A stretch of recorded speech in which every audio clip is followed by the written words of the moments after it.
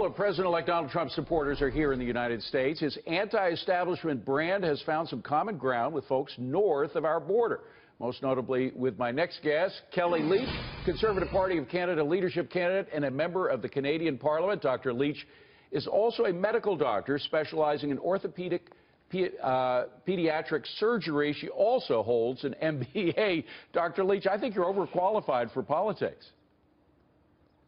Look, I'm delighted to be on your show today, David. I don't think I'm overqualified to be a parliamentarian. Well, you certainly have a vast resume. Let's talk, though, about how a lot of people in Canada think you are sort of the Canadian version of Donald Trump. And one of those things has to do with something you said about screening immigrants, or at least how to deal with immigrants that come into Canada. You said, I don't think it's intolerant to believe in a set of values that we expect everyone to share here and include those people who are coming to visit or immigrate to Canada. Now, some in Canada called that statement alone intolerant. Why is it not? Well, look, David, here in Canada, whether it be the elites or the insiders or some of the left-wing media, they're really out of touch with the average Canadian. And I know that we know they're pushing their open border globalist agenda to feather their own caps. But they're leaving behind average Canadian workers and what 2/3 of Canadians agree with me on, which is that we should be screening immigrants to Canada for Canadian values. I spoke about screening individuals coming into Canada with face-to-face interviews. Right now in Canada, only 1 in 10 immigrants to this country receive a face-to-face interview. Wow. All I'm advocating for is that we go back to what we used to do in this country, that we meet every immigrant coming to the country, have a face-to-face interview, and ask them about Canadian values. I don't think that that's asking too much. And 2/3 of Canadians, average Canadians, agree with me.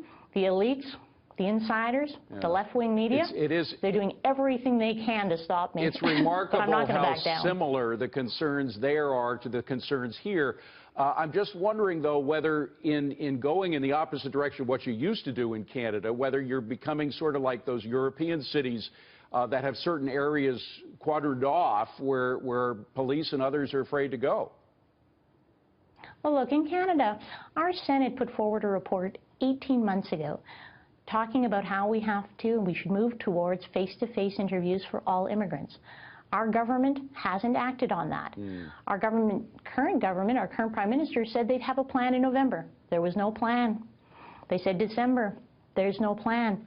Canadians are concerned. And as I said, 2/3 of Canadians agree with me. We should be screening these immigrants for Canadian values with face-to-face interviews. And I'm going to continue to talk about this because the average guy and gal on the street here in Canada, that's what they care about. Well, they care a lot about it here in the United States as well. We also care, of course, about health care, and we're those folks who are pushing health care, even a greater role for the government in health care here in the United States, point to Canada, and they say, you folks have almost complete socialized medicine, and you're doing pretty well, to which you say what? Well, we have some real challenges with access to quality care here in Canada. We have long waiting lists. The average Canadian, seniors, individuals that are working hard every day, don't have access to the care that they need. In a previous world, when I was chair of the Health Innovation Center at the Richard Ivey School of Business, we were looking at new ways to approach healthcare in this country so that we could meet budgetary ends, but also make sure Canadians got good quality care. And I think that there's some changes that we can look to in the future and make sure that Canadians get better healthcare quality. We have to go, Dr. Leitch, but it's fair to say that socialized medicine isn't the cure, correct?